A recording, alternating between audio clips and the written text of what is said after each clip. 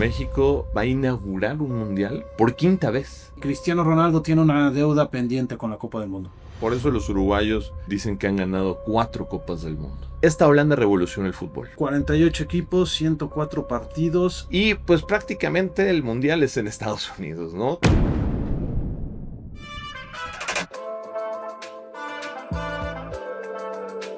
Hola, ¿qué tal? Amigas, amigos, bienvenidas, bienvenidos a esta selección de selecciones, un podcast en donde estaremos hablando sobre el Mundial del 2026 que se va a realizar en México, Estados Unidos y Canadá, y en donde, por supuesto, estaremos también platicando de las otras ediciones mundialistas. Ricardo Sales y Alonso Cabral estaremos con ustedes para llevarles toda estas charlas, estas pláticas. Ricardo, la verdad es que es un orgullo estar con Selecciones México en este evento tan importante para nuestro país y que va a tener la atención de todo el mundo en la República Mexicana en este 2026. ¿Cómo estás, Ricardo? Alonso Cabral, muy bien, todo muy bien. Yo creo que es importante el generar un contexto, ¿no? En unos meses vendrá una Copa del Mundo en nuestro país, en Estados Unidos y Canadá, y conocer la historia. Me parece que es ese contexto que la gente también necesita y que pues hace todavía más nutrida la experiencia de una Copa del Mundo cuando te das cuenta cómo ha evolucionado a lo largo de los años. Este es un esfuerzo de Selecciones México que incluye, por supuesto, la tradicional la revista que ya todos conocemos, que hemos conocido desde toda la vida, que va a incluir también temas de videos, que va a tener también este podcast. Vamos a tener una cobertura extraordinaria de todo lo que ocurra el próximo 2026, en el mes de junio, en nuestro país, el Mundial. Y bueno, también agradecer, por supuesto, el apoyo de UTECA, la universidad líder de medios y comunicación. Muchas gracias por sumarse como patrocinador de la selección de selecciones y apostar por contenidos que celebren el fútbol, porque de eso se trata, de que disfrutemos todavía más de lo que ya vamos a hacer la fiesta en casa. Celebrar el fútbol, ¿no? Y eso es lo que va a pasar en algunos meses. Que eso, vaya, nos encantará tener una Copa del Mundo acá por tercera vez ya. Por tercera ocasión, ya estaremos hablando de eso. Primer país de todo el mundo que va a realizar 3 mundiales. 3 mundiales. Impresionante. Y bueno, va a ser la edición número 23 de la Copa del Mundo de la FIFA, un torneo que comenzó en 1930. Iremos platicando de cada una de las ediciones mundialistas a lo largo de estos diferentes podcasts. Y bueno, pues nos adentraremos en las ediciones, cada uno con anécdotas, con historias, pues para que todos conozcamos un poco más, para que ustedes principalmente, pues bueno, cuando lleguen a charlar, cuando lleguen a platicar, cuando lleguen con sus amigos, con sus amigas, con las familias, pues no sé, saquen alguna buena anécdota. Espero que nos acompañen a lo largo de todas estas ediciones. Así es que, Ricardo, la edición número 23 de la Copa del Mundo, y por primera vez en la historia se va a realizar en 3 países diferentes. Ojalá que veamos algo histórico, ¿no?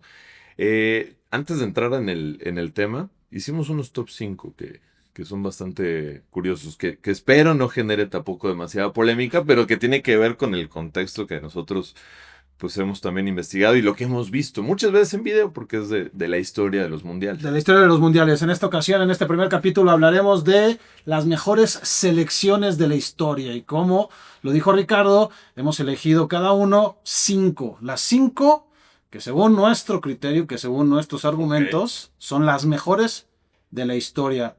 Empieza tú, por favor, con tu número 5. Mi número 5 es la Brasil de Corea y Japón 2002. De hecho, yo en un principio había escogido Argentina del 86 y después dije, es que ese no era un equipo, era Maradona y 10 más. Entonces creo que eso me hizo un poquito repensar las cosas y pensar en esa Brasil, pues que me parece fue sensacional, ¿no? Ronaldo, Ronaldinho, Rivaldo arriba, Roberto Carlos. A ver, vaya, era un equipo que además jugaba muy bien. Cafú era el líder de ese equipo. Y cómo superaron a Alemania en la final. De hecho, ganaron todos sus partidos. Mi número 5, yo me voy a quedar con Brasil también. Ok. Pero de 1958.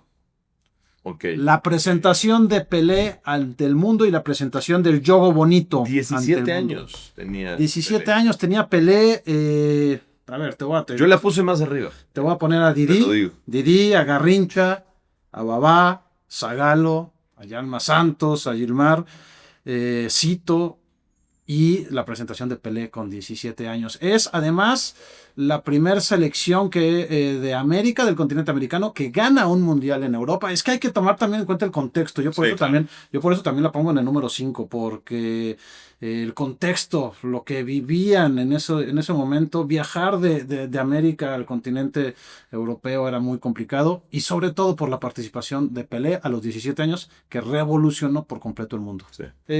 Retomemos el tema de México, Estados Unidos y Canadá 2026, Ricardo. Bueno, es una Copa del Mundo, pues rara, innovadora, diferente, ¿no? Y que además pues se ha expandido en todo sentido. Muy criticado. Hay muchas primeras veces en esta Copa del Mundo. Primera vez que son 3 países quienes manejan este mundial. Corea y Japón lo habían hecho en 2002, ahora son 3. Son muchas sedes, sobre todo en Estados Unidos. Ahí pues podemos ver como referencia pues cada una de ellas, ¿no? Que solamente Vancouver y Toronto son las que aplican en Canadá, 3 en México, que lo sabemos bien. Y pues prácticamente el mundial es en Estados Unidos, ¿no? De hecho, de cuartos de final para adelante se juega en los Estados Unidos. Y yo creo que en estas primeras veces lo más importante es el formato, ¿no? 48 equipos. 48 equipos, 104 partidos, 16 sedes. Sí. 16 sedes, a diferencia de lo que ocurrió en el 2022, que todo se concentró en Doha, que estuvo Sí, sí. Pasamos en una ciudad de Nueva York. Pasamos a 3 países, ¿no? Del mundial en donde se realizaron los partidos más cercanos, a 3 países más como esta vez. Que de hecho ya hablaremos del Mundial de Uruguay 30, casi la comparación de lo que ocurría en Doha es lo que ocurrió en Montevideo en 30, ¿no? Y bueno, pues ahí está. Empieza el 11 de junio. Atención, 11 de junio, la final 19 de julio. Del 11 de junio al 19 de julio no hagan planes, porque vamos a estar el plan es el mundial. Metidos. El plan es el mundial. Mira, me llama mucho la atención lo que te decía del formato. Son 12 grupos de 4 selecciones. Pasan, bueno, las 2 mejores de cada selección y los 8 mejores terceros lugares. Regresan los terceros mejores lugares, porque ya no habían... ya habían desaparecido en las últimas ediciones mundialistas. Y sí, hay que repetirlo otra vez entonces. 48 equipos, 12 grupos, 4 selecciones cada uno. Califican los 2 primeros de cada grupo y los 8 mejores terceros lugares. Un dato interesante, 104 juegos. Estábamos acostumbrados en los mundiales pasados, eran que 60 y la mayor cantidad de partidos. Y para ganar, el equipo que levante la Copa del Mundo tendrá que jugar 8 partidos por primera ocasión en la historia. Antes eran 7 nada más. O sea, como equipo realmente el Mundial es un formato similar, solo que cuando avances de la ronda de grupos, empiezas por una ronda más. Hay una por 16avos de final en vez de octavos de final. Exactamente, hay 16avos de final en esta ocasión, o sea, de los 48 avanzan 32 equipos. ¿Cómo está dividido la participación de los equipos para este 2026? Europa es la asociación de fútbol que más países tendrá, con 16. Y después también se incrementa el número de países por cada confederación. 16 de Europa, Ricardo. Sí, y por ejemplo, con CONCACAF son 3 los que se clasifican añadidos a las 3 sedes, ¿no? Que eso pues también es algo nuevo. Vaya, en cada confederación esto da lugar a que veamos otro tipo de selecciones, que eso pues la verdad me gusta mucho y va a ser muy interesante ver a Uzbekistán, ver a Cabo Verde, por ejemplo, ¿no? O sea, historias de fútbol muy interesantes que quizá en otros mundiales que eran de 16, de 24, 32, ahora de 48, podemos agregar este tipo de selecciones que en otro contexto, Jordania, por ejemplo, que seguramente no hubiéramos visto antes. En CONMEBOL se van a calificar 6 equipos de manera directa. También hay un medio boleto ahí en disputa. Por Oceanía es también 1,5. Sí. Por Asia 8.5 y con África son 9.5. Las eliminatorias que después podemos platicar al respecto, porque me parece que en algunas asociaciones no fueron tan emocionantes. Y en otras sí, y en otras justo lo que Mira, mencionabas de nuevos países buscando, pues, sí, sí. fueron muy, muy, muy Yo creo emotivas. que este es el tema principal cuando la FIFA decide expandir a 48 equipos. Es decir, la fiesta la haces para más equipos, pero atención, sí estás afectando la eliminatoria mundialista. Totalmente ¿no? de O acuerdo. sea, la eliminatoria de Conmebol, que es muy larga, pues estás jugando muchísimos partidos, casi 20 partidos, solamente para que 3 equipos se queden fuera.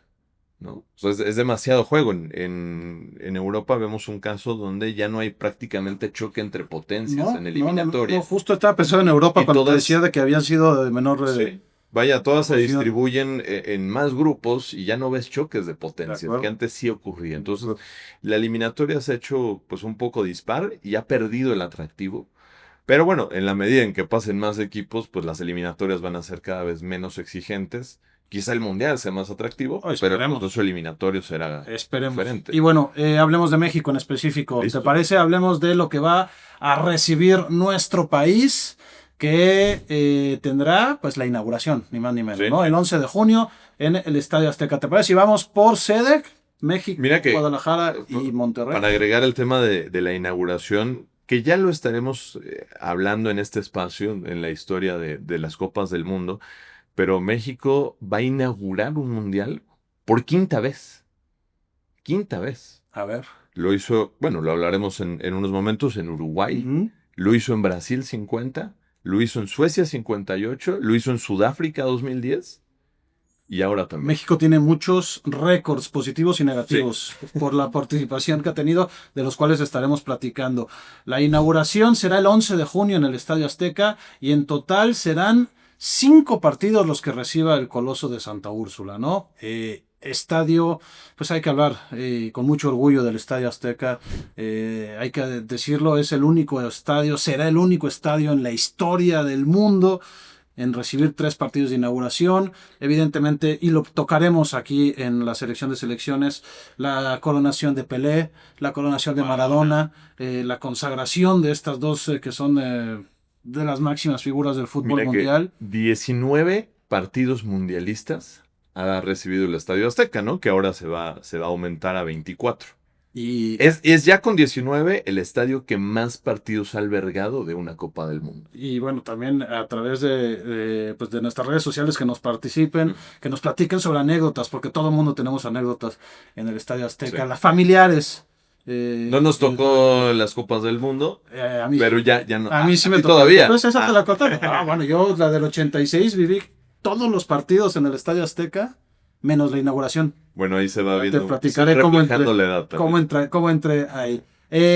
Sí, ahí está. Bueno, pues son los partidos en el Ciudad de México, en Monterrey y en Guadalajara. Serán las sedes de nuestro país, en donde pues México, la selección mexicana jugará 2 partidos en la fase de grupos, 2 partidos en el Estadio Azteca y uno más en Guadalajara. Bueno, será una completa fiesta. Y veremos también que si la infraestructura, las obras que se están haciendo, todo esté a la altura para que quede a punto para la Copa del Mundo, como ya lo hizo México exitosamente en las 2 ediciones anteriores. De la fiesta no tengo ninguna duda de que será la mejor. Si en todas las ediciones mundialistas la afición mexicana destaca, ya quiero ver lo que será en casa, ¿no? Bueno, te quería hablar porque estamos viendo imágenes de Messi y de Cristiano Ronaldo. Hace 4 años. ¿Por qué te pones triste? No. ¿Por qué te pones triste? ¿Por qué? Es que hace 4 No llores porque terminó, mejor ponte alegre de que sucedió, ¿no? Esa frase. Hace 4 años ya estaba el mismo discurso, ¿no? ¿Sí? De que Sí. pues, era el último mundial de Messi, era el último mundial de Cristiano Ronaldo.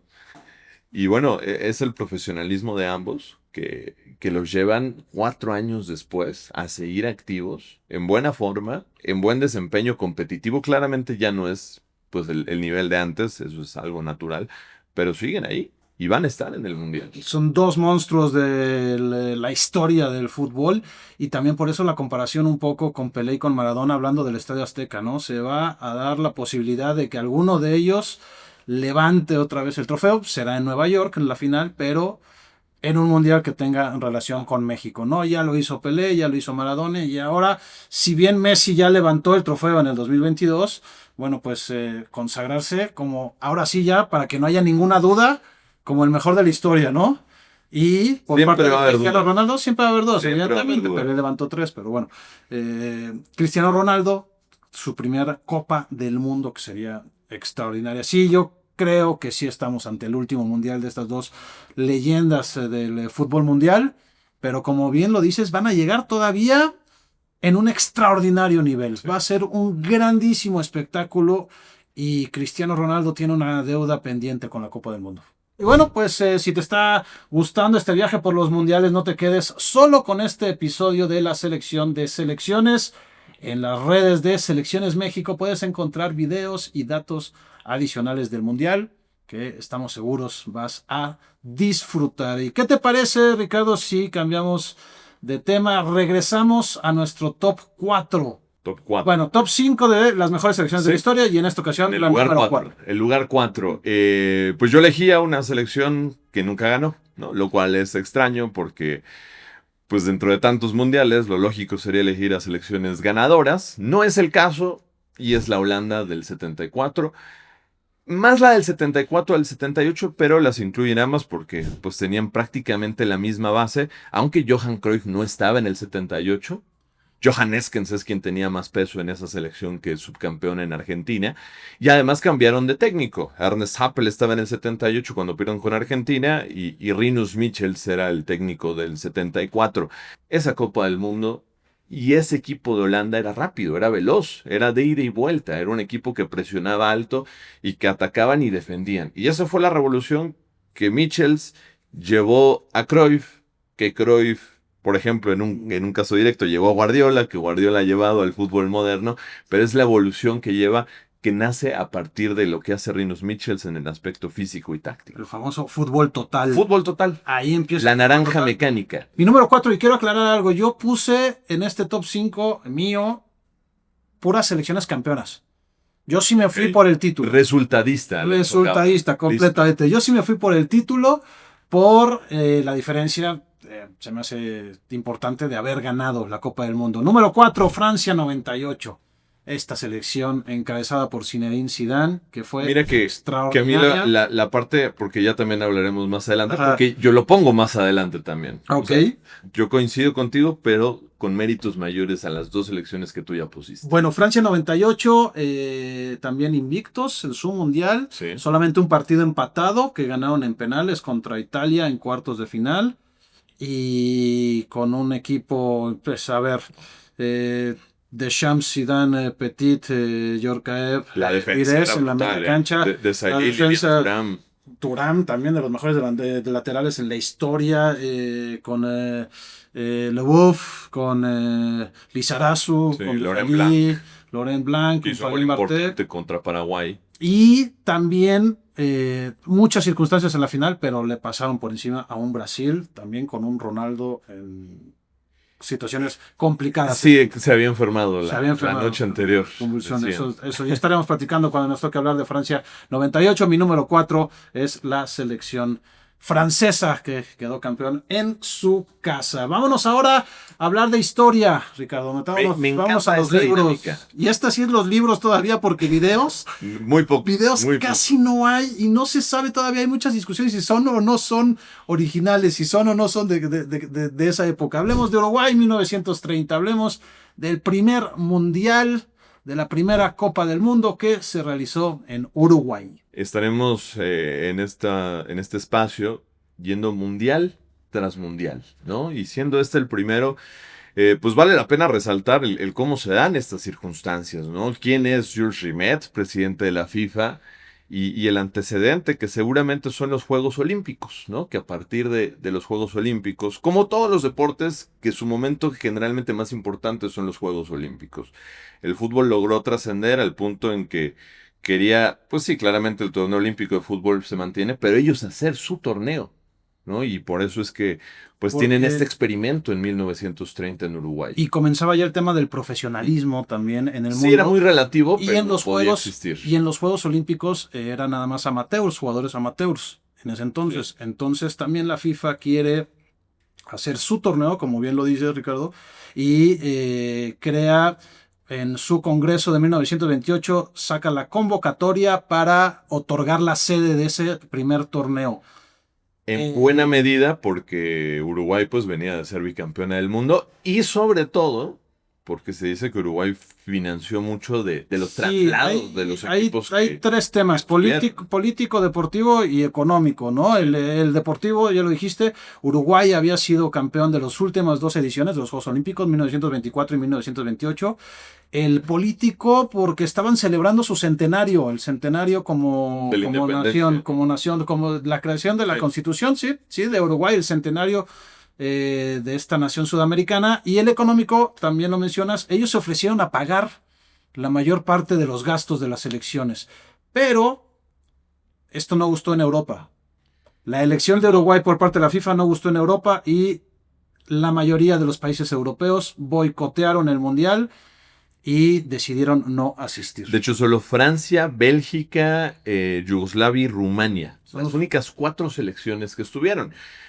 Claramente en lo deportivo muchos podrán decir, bueno, ¿por qué Inglaterra solo tiene un mundial? Bueno, Inglaterra estaba mucho más avanzado futbolísticamente en esos años. Seguramente si Inglaterra hubiera jugado los mundiales de los años 30, los hubiera ganado y hubiera goleado. Pero hicieron berrinche. Sí, ellos decían, ¿este mundial qué? O sea, el fútbol es nuestro y no estamos de acuerdo. Está muy lejos Uruguay, hay que tomar en contexto también. El viaje en barco, que eran un mes de viaje prácticamente. Pues mira, todas las elecciones fueron en total 13 países, 12 países invitados, no hubo eliminatorias, 12 países invitados más el anfitrión Uruguay, 13, 4 selecciones europeas que ya mencionaste, Ricardo, pero todos tenían que llegar en barco, evidentemente, no había los transportes que conocemos hoy en día y el viaje en barco resultó una odisea para todas las selecciones, así Sí, más de 3 semanas de traslado. Claro, y eso era muy ventajoso para los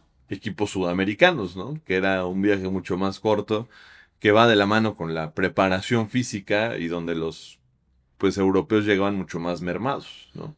Son muchas las anécdotas que hay, pero podemos platicarles que Egipto estaba también considerado en este mundial, pero no llegó a tomar el barco por una tormenta en el Mediterráneo y por eso la selección africana no participa en este mundial. Se van juntos en el mismo barco las selecciones de Francia, de Rumania y de Yugoslavia. Viajan, comparten el mismo barco esas 3 selecciones. 3 semanas de viaje, entrenaban en el barco, corrían. ¿Cómo puedes entrenar en un barco? ¿Cómo puedes entrenar en un barco? Bueno, ejercicios a escala corta, ¿no? Aeróbicos, no lo sé, pero no mucho más allá. Con balón difícilmente puedas entrenar. Y esto evidentemente repercute en el tema de la preparación, en el tema de la condición física. México también tiene problemas para llegar hasta Uruguay. México participa, es el primer mundial de México, ya hablaremos rápidamente de primeras veces de México, pero rápido. México para llegar a Uruguay también en barco. Ellos viajan a Cuba primero y después se van a Nueva York. ¿Por qué a Nueva York? ¿Por qué es buena idea? Porque ahí también se sube la selección de Estados Unidos al barco y de ahí se van hasta Uruguay. Por eso la preparación era bastante... Mira, y este mundial fue muy curioso. Sí era de etapa de grupos y después ya ronda de eliminación que era hasta semifinales. México juega el primer partido. Ahí vemos una imagen del equipo mexicano, Rafael Garza Gutiérrez, el fundador del América, el Trompo Carreño. Tenía un buen equipo, ¿no? De América, Necaxa, Atlante, que eran, pues seguramente el Pichojos Pérez también eran la base de esa selección. Y no le va bien, ¿no? Son goleados en el primer partido de una Copa del Mundo contra Francia. Sí había mucho que aprender de esas Copas del Mundo, donde pues Uruguay otra vez mantenía ese dominio, ¿no? Que había ganado en los últimos 2 Juegos Olímpicos y lo vuelve a hacer ahora en este su mundial, ¿no? Con muy buenos jugadores contra la Argentina de Stabile, que había sido el campeón de goleo, y ante un pletórico estadio Centenario, que además, dicho sea de paso, no crean que el primer partido de inauguración del mundial fue en el Centenario. No, fue en un estadio que era el estadio Pocitos, que era el del Peñarol, porque el Estadio Centenario todavía no estaba listo. Apresuraron las obras, esperemos que eso no nos pase No, en el pasa Mundial, el Mundial del 2026. pero no estaba listo sino hasta ya rondas muy adelantadas. De hecho, algunos partidos se llegaron a jugar en el Centenario que todavía no estaba terminado. Y cuando se presenta Uruguay, todavía no estuvo a su máxima capacidad. Rápidamente, en temas de México, el primer gol en contra, primer gol en la historia de los mundiales, Pues lo recibió México. El primer Lucien gol, Laurent. Lucien Laurent, el francés Lucien Laurent, el primer anotador en la historia de los mundiales. México, el primer gol en la historia de los mundiales para México la anota Juan Carreño. El trompo. El del Trompo Atlante. Carreño, jugador histórico de nuestro fútbol y del Atlante en específico, como bien dices. En ese partido, 4-1 el triunfo de Francia, en donde México pues es también el primer país que pierde en un mundial, ¿no? Pues sí. Ya estaremos repasando la historia de México a lo largo de este espacio y no todas son historias de éxito. No todas son. De hecho, estamos alejados de la No, historia. de hecho, por el número de participaciones de México tiene muchos números negativos. Y algunos positivos y que te hablan de constancia. Calificaron los 4 primeros de cada grupo. Semifinales, Argentina y Uruguay le pasan por encima a Estados Unidos y a Yugoslavia. Y en la final se enfrentan Argentina y Uruguay, que había sido la final de los Juegos Olímpicos 2 años antes. Ya era, digamos que el clásico de la época, región, ¿no? ¿no? De la región y del mundo en la época, Sí, porque han decidido los Juegos Olímpicos. Había ganado Uruguay en la final, entonces se volvían a enfrentar, era un gran partido y al final pues la verdad es que el triunfo para Uruguay después de un partido bajo mucha presión. Que iban perdiendo, de hecho, ¿no? Incluso hay una anécdota, el árbitro pide seguridad extra por la presión que había en el entorno. Y había seguridad en cada una de las porterías. Mira, para el árbitro, que incluso pidió que en cuanto acabara el partido irse de inmediato de Uruguay. Así es que Uruguay es el primer campeón del mundo, Ricardo. Sí, José Nazá, sí, Pedro. O sea, un gran equipo uruguayo, ¿no? Que marcó toda una generación. Por eso los uruguayos dicen que han ganado 4 Copas del Mundo. Los 2 mundiales y los dos Juegos Olímpicos que fungían como mundiales. Así es que Uruguay en su casa se lleva el primer título de campeones del mundo en la primera edición. Y bueno, recuerda que si también quieres llevarte la pasión mundialista a casa, puedes encontrar el suplemento especial, la selección de selecciones, dentro de la edición impresa de Selecciones México. Ahí encontrarás un recorrido histórico, datos, curiosidades y entrevistas exclusivas sobre la Copa Mundial. Les decimos que es un extraordinario esfuerzo de Selecciones México para que ustedes disfruten todavía más la fiesta que tendremos en casa en el 2026. Me encanta este espacio. Y así iremos recordando cada una de las Copas del Mundo para tener pues mayor contexto de lo que estamos viviendo, de esta fiesta. La más importante a nivel deportivo. ¿Qué te parece, Ricardo, si terminamos con nuestro top 5 de las mejores selecciones de la historia? Y vámonos, nos faltan 3. Sí. Adelante. Ya hablábamos de la selección de Francia 98, pues yo la tengo mejor catalogada. En la número 3. Número 3. Sí, ahí me enamoré del fútbol, de Zidane, de lo que tenía además, hacía Thierry Henry. Tenía una banca impresionante.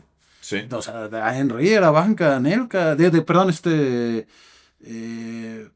bueno, la delantera que tenían. Sí, Guy Barge, por ejemplo, era la banca de Thierry Henry, que a veces entraba, no entraba. Petit era quien movía también. Karembeu, que lo vemos también en escena. Djorkaeff, era un equipo muy completo y Francia no se le había dado ganar una Copa del Mundo. Nunca habían ganado, así es que Francia 98, tu número 3. Mi número 3 es Alemania del 2014. Es Alemania. Ni siquiera la consideré en mi top 8. Al rato te voy a decir cuáles yo no consideré y cuáles no metí en el top 5 y sí lo dudé. Mi Alemania del 2014, de manera invicta, ganan ese mundial. Okay. Con un fútbol extraordinario, y hay un episodio que marca esa generación. Además de que, califican invictos, no perdieron ni un solo partido desde la eliminatoria. En el mundial, 3-4 años dominaron el fútbol europeo, y el 7-1 de Alemania a Brasil. En Brasil me parece uno de los episodios más importantes en la historia del fútbol mundial. Otra derrota. Bueno, no, o sea, es un gran equipo. Yo no la consideraba. Alemania del 2014, en ese equipo. Ahora, en el top 2, yo incluía esta Brasil del 58, pero lo hago de forma añadida al 62, porque además hay muchos jugadores que coinciden en estos dos equipos, entre ellos Garrincha y Pelé, que pues eran la base de este equipo. Que dicho sea de paso, bueno, Pelé pues, lo lesionan al inicio Es que del eso Mundial es lo del que te iba a decir. 62 y Garrincha toma mayor peso en este equipo. Y tenían entrenadores diferentes en 58 y 62, pero fue esa primera selección brasileña que marca la que es posiblemente la selección más exitosa en las Copas del Mundo. Seguro, seguro. Ya estamos platicando también de esa selección, por supuesto. Yo en el número 2 pongo a España del 2010. La Tampoco la España de Sudáfrica, que además domina en Europa Euro, Mundial, Euro. Es una generación Y un extraordinaria. estilo de juego, ¿no? Un estilo de juego que además gustaba muchísimo y que evidentemente tenía su base en el Barcelona, ¿no? En el equipo del Barça de Pep Guardiola, que Vicente del Bosque lleva muy bien a la selección para terminar con una conjunción de personalidades dificilísima. Yo pensé claramente en esa selección de España, pero hubo dos temas que no me acabaron por convencer. Que empiezan perdiendo su primer partido con Suiza. Y sufren con Paraguay. Y sufren con Paraguay. Y la verdad es que la final con Países Bajos, con Holanda, pues realmente la pudieron haber perdido, ¿no? Si no es por esa de Robben y Casillas. O sea, también está Iker Casillas. Son cosas del fútbol. Son cosas del fútbol. Y en la número 1 creo que vamos a estar de acuerdo. Por fin. Todo el mundo vamos a estar de acuerdo por fin en algo, Ricardo. Sí, es la Brasil del 70, que brilló en México. Todavía estaba Pelé en su última Copa del Mundo, y Jairzinho, y Clodovaldo, y Tostao, Félix, que era el guardameta. Vaya, es Rivelino, eso es una selección de la primera que se llamaba Jogo Bonito, ¿no? Un ejemplo de lo que era esta selección, si ustedes tienen oportunidad de ver un video, sobre todo de la final contra Italia, es ese cuarto gol que hace Carlos Alberto, llamado el gol del presidente, porque el presidente de Brasil en su pronóstico había dicho, gana Brasil 4-1. Bueno, ese fue el gol que dio el 4-1 de pronóstico, pero es una jugada de 16 toques, de involucrados, que nace desde atrás, y que es algo que en el fútbol de esa época no se veía. Oye, son la selección de los 5 dieces, porque había 5 jugadores que en sus respectivos equipos llevaban el número 10 en la espalda. Evidentemente, con la selección, Pelé era quien no tenía, pero ahí estaban Gerson, Pelé, Rivelino, Jairzinho y Tostao, que son los 5 dieces. Así es que Brasil era de 1970 la mejor selección en la historia de nuestro top 5 en esta selección de selecciones. Y bueno, pues Ricardo, un placer. El placer es mío, Alonso. Muchísimas gracias. Estaremos hablando mucho más de historia. Sí, vamos a ir capítulo por capítulo, hablando de mundiales, de anécdotas, de curiosidades, de lo que viene en unos meses ya en nuestro país. Y pues bueno, muchísimas gracias por acompañarnos. Hasta aquí llega la selección de selecciones. Gracias especiales a UTECA por el espacio. Y recuerden seguirnos en todas las redes de Selecciones México. Y por supuesto no perderse la edición impresa con el suplemento especial. Muchas gracias. Aquí termina el capítulo 1 de la selección de selecciones.